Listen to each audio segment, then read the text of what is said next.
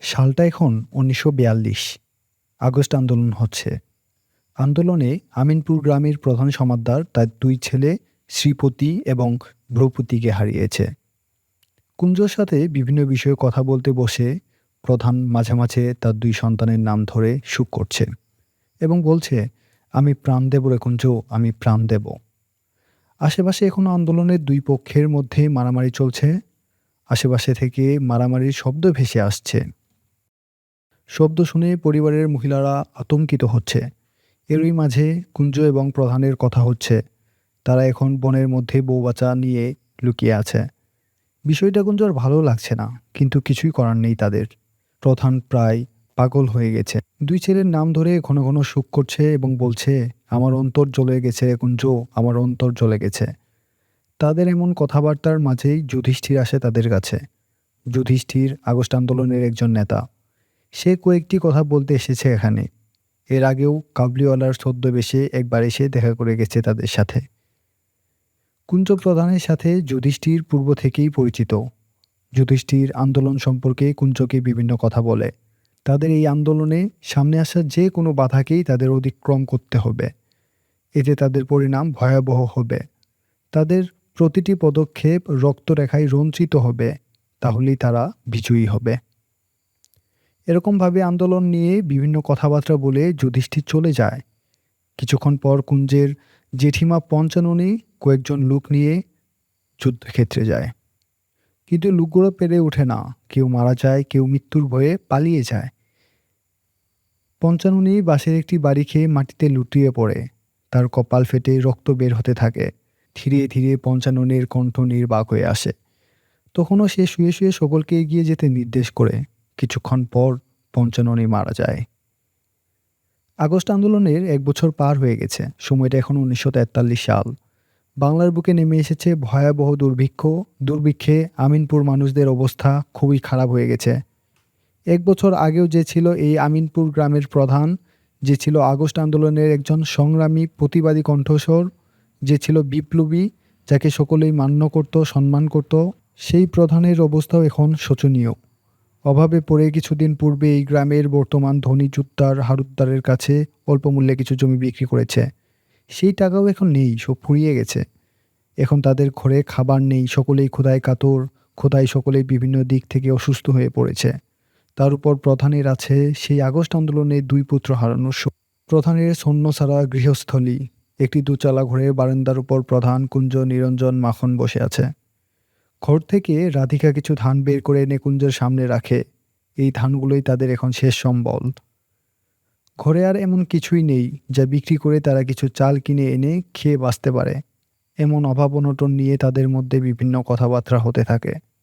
তারপর কুঞ্জ রাধিকার কাছে তার মায়ের দেওয়ার মলজোড়া চায়। মলগুলো বিক্রি করে চালের ব্যবস্থা করবে। কিন্তু এগুলো মায়ের শেষ স্মৃতি বলে রাধিকা মলজোড়া দিতে চায় না। তখন কুঞ্জ কিছুটা রেগে গিয়ে ঘরে গিয়ে কিছু হাঁড়ি পাতিল বের করে আনে। এগুলো সে বিক্রি করে চাল নিয়ে আসবে। কুঞ্জ হাঁড়ি পাতিলগুলো নিয়ে বেরিয়ে গেলে সংসারের উপর রেগে গিয়ে নিরঞ্জন এই বাড়ি ছেড়ে চলে যাওয়ার কথা বলে। তখন নিরঞ্জনের স্ত্রী বিনোদিনী চলে আসে এবং নিরঞ্জনের সংসার ছেড়ে চলে যাওয়া নিয়ে দুজনের মধ্যে বেশ কিছুক্ষণ কথাবার্তা হতে থাকে। প্রায় ঝগড়ার মতো হয়ে যায়। বিনোদিনীর উপর নিরঞ্জন বিরক্তি প্রকাশ করে। এতে কষ্ট পেয়ে বিনোদিনী কান্না করে দেয়। তাদের ঝগড়া শুনে কুঞ্জ ফিরে আসে। এসে দেখতে পায় বিনোদিনীর কান্না করছে। তখন কুঞ্জ মনে করে হয়তো নিরঞ্জন বিনোদিনীকে মেরেছে। স্ত্রী লোকের গায়ে হাত দেওয়ায় কুঞ্জ খুব রেগে যায়। তখন কুঞ্জ রাগ নিয়ন্ত্রণ করতে না পেরে একটি লাঠি দিয়ে নিরঞ্জনের মাথায় আঘাত করে। এতে নিরঞ্জনের মাথা ফেটে রক্ত বের হতে থাকে। তখন কুঞ্জ নিরঞ্জনকে এখনই এই বাড়ি ছেড়ে চলে যাওয়ার কথা বলে। পরক্ষণেই হুঁশ ফিরে আসে কুঞ্জর। তখন সে রক্ত দেখে বিচলিত হয়ে পড়ে এবং বিমূঢ়ভাবে নিরঞ্জনকে ফিরে আসতে বলে। কিন্তু নিরঞ্জন ফিরে আসে না। সে চলে যায়। বারান্দার উপর বসে প্রধান আনমনে তামাক টেনে চলেছে। আর কুঞ্জ উঠোনে দাঁড়িয়ে পায়ের বুড়ো আঙুল দিয়ে মাটি খুঁড়ছে। তাদের মধ্যে বর্তমান পরিস্থিতি এবং প্রধানের জমি বিক্রি নিয়ে আলোচনা চলছে। তাদের অবস্থা এখন খুবই খারাপ। কিছু জমি বিক্রি না করলে না খেয়ে মরে যেতে হবে সকলকে। তাই প্রধান পুনরায় কিছু জমি বিক্রি করতে চাইছে, কিন্তু কুঞ্জ নিষেধ করছে। কুঞ্জ বলছে, এর আগেও তো কিছু জমি প্রধান বিক্রি করেছে, তাতে কোনো লাভ হয়নি। এখন সেই আগের মতোই অবস্থা। আবার যদি এই জমিটুকুও বিক্রি করা হয়, তাহলে লাভ কিছুই হবে না। এই টাকাও ফুরিয়ে যাবে অল্প কিছুদিনের মধ্যে। মাঝখান থেকে জমিটুকু হারিয়ে যাবে চিরতরে। এর থেকে জমি বিক্রি না করাই ভালো। যেভাবে চলছে সেভাবেই চলুক। ভাগ্যে যা আছে তাই হবে। এভাবে কুঞ্জ প্রধানকে বোঝাতে থাকে।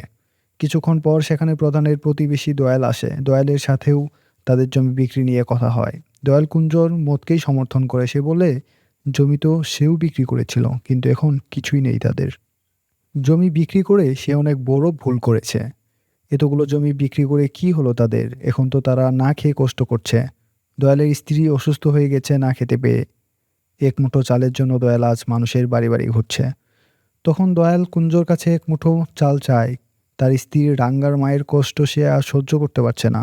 কিন্তু চাল কুঞ্জ কোত্থেকে দিবে? সে তো ঘটিবাটি বিক্রি করে কিছু চাল এনেছে। কিন্তু এত বড় সংসার একবেলা কারো পুরো পেট ভরবে না। তারপরও দয়ালকে কুঞ্জ ফিরিয়ে দিতে পারে না। তাই সেখান থেকেই কুঞ্জ দয়ালকে এক মুঠো চাল দেয়। দয়াল তাই নিয়েই খুশি। অল্প কিছু খেয়ে আগে রাঙার মায়ের ক্ষুধাটা নিবারণ হোক। গত দুদিন ধরে সে কিচ্ছু খায়নি। পরেরটা পরে দেখা যাবে। কোনো উপায় না হলে সকলের সাথে শহরে গিয়ে ভিক্ষা করে খাবে। এমন সময় কুঞ্জর ছেলে মাখন দৌড়ে এসে বলে যে এদিকে 7-8 হাত উঁচু হয়ে বন্যা আসছে, সকলকে উঁচু জায়গায় থাকতে হবে, নইলে মারা পড়বে সকলেই। কুঞ্জও বন্যার শো শো শব্দে শুনতে পেল সেখান থেকে। দয়াল দৌড়ে চলে গেল তার বাড়িতে। ইতিমধ্যেই ঝড় শুরু হয়েছে। বন্যা খুব কাছেই চলে এসেছে। বাতাসের ঝাপটায় দয়ালের দোচালাটা ঘন ঘন নড়তে থাকে, যে কোনো মুহূর্তে ভেঙে পড়বে। আশেপাশে গাছের ডাল ভেঙে পড়েছে। ধীরে ধীরে ঝড় বাড়তে থাকে। বন্যা এসে সব কিছু ভাসিয়ে নিয়ে যাচ্ছে। দোচালাটা কিছুক্ষণ পর ভেঙে পড়ে নিচে বিনোদিনী কুঞ্জ চাপা পড়ে। রাধিকা, দয়াল, মাখন অনেক কষ্ট করে তাদের সকলকে উদ্ধার করল। বিনোদিনী জ্ঞান হারিয়েছে। রাধিকা তার জ্ঞান ফিরাবার চেষ্টা করছে। ঝড় বন্যা এখনো চলছে। ঘর ভেঙে যাওয়ায় প্রধান হায় হায় করতে লাগলো। থাকার মধ্যে এই একটি সম্বলই তাদের ছিল। এখন কি হবে তাদের? কোথায় যাবে তারা? দয়ালের কথাই কি তাহলে সত্যি হবে? তাদের সকলকে শহরে গিয়ে ভিক্ষা করে খেতে হবে? কিছুক্ষণ পর দয়াল সেই চালগুলো, যেগুলো ঝড়ের আগে নিয়ে গিয়েছিল, সেগুলো ফেরত নিয়ে কাঁদতে কাঁদতে প্রধানের কাছে চলে আসে। সেই চালগুলো ফিরিয়ে দিতে এসেছে, কারণ যার জন্য চালগুলো নিয়েছিল সেই রাঙার মা আর বেঁচে নেই। বন্যা এসে ঘরসহ তাকে ভাসিয়ে নিয়ে গেছে কোথায়? দয়াল রাঙার মায়ের কথা ভেবে কান্নায় ভেঙে পড়ল। ভাঙাচোরা ঘর, চাল থেকে খড়গুলো খসে খসে পড়ছে। প্রধানের বাড়ির সকলের মুখে দারিদ্র্যের স্পষ্ট ছাপ। উঠোনে বিনোদিনী বসে চুলায় জগডুমুর সেদ্ধ করছে খাওয়ার জন্য। বারান্দায় অসুস্থ মাখন বসে আছে। সে খুব ক্ষুধার্ত। ক্ষুধায় ক্ষুধায় মাখন অসুস্থ হয়ে পড়ছে। বিনোদিনী যা সেদ্ধ করছে মাখন তা খেতে চাইছে না। এসব খাবার তার আর ভালো লাগে না। কিছুক্ষণ পর প্রধান কিছু কাঁকড়া নিয়ে এলো। এগুলো সে বিলের পচা পানি থেকে অনেক কষ্ট করে ধরেছে। পচা পানিতে তার শরীর এখন চুলকাচ্ছে। এই কাঁকড়াগুলো ভালো করে সেদ্ধ করে তারা খাবে। মাখন কাঁকড়া খেতে চাইলো। তখন বাড়িতে আসলো কুঞ্জ। সে সাথে করে কাউনের চাল নিয়ে এসেছে। কোত্থেকে যেন কুড়িয়ে অনেকগুলো শাকপাতা নিয়ে এসেছে রাধিকা। সকলেই মাখনের বিষয়ে কথা বলছে। কুঞ্জ বলছে, ডাক্তার জিতেনবাবু বলে দিয়েছে মাখনকে যেন কিছু খেতে দেওয়া না হয়। খেতে দিলে ওর অসুখ আরও বাড়বে। তখন প্রধান বলে, আসলে না খেতে পেরে মাখনের অসুখ হয়েছে। খেতে দিলে ও ঠিক সুস্থ হয়ে উঠবে। এই রোগ হচ্ছে খাবার না পাওয়ার রোগ, না খেয়ে থাকার রোগ। প্রায় 1 মাস হতে চলল, তেমন কোনো খাবারই পাচ্ছে না ছেলেটা। এই নিয়ে কুঞ্জর সাথে প্রধানের কিছুটা তর্ক হয়। প্রধান বলে, আমি কখনোই বলবো না যে শুধুমাত্র না খেতে পেরে মাখন ছেলেটা মরে গেল। এখনও সেই একই অবস্থা। দুর্ভিক্ষের আশেপাশে মানুষগুলো মারা যাচ্ছে। ঘন ঘন শ্মশানে জ্বলে উঠছে আগুন। বাতাসে ভেসে আসছে মানুষ পোড়া গন্ধ।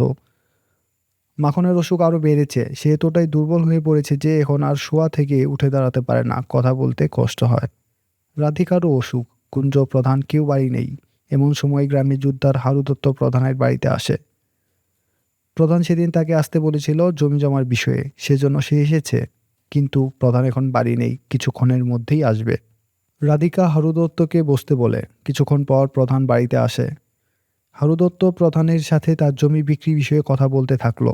প্রধান সেদিন বলেছিল বাকি জমিটুকু সে হারু দত্তের কাছে বিক্রি করে দিবে। এজন্যই হারু দত্ত এসেছে প্রধানের কাছে। কিন্তু প্রধান এখন বলে সে জমি বিক্রি করবে না। কুঞ্জ জমি বিক্রি করতে দিবে না। কিছুক্ষণ পর কুঞ্জ চলে আসে বাড়িতে। কুঞ্জ হারু দত্তকে বলে ওই জমি প্রধান বিক্রি করবে না। তখন হারু দত্ত জমি কেনার জন্য বিভিন্ন কথা বলতে থাকে, কিন্তু কুঞ্জ বারে বারে বলতে থাকে যে ওই জমি বিক্রি হবে না। এভাবে এক কথায় দু কথায় কুঞ্জর সাথে হারু দত্তের তর্ক বেঁধে যায়। তখন হারু দত্ত কুঞ্জকে ছোট লোক বলে গালি দিতে থাকে।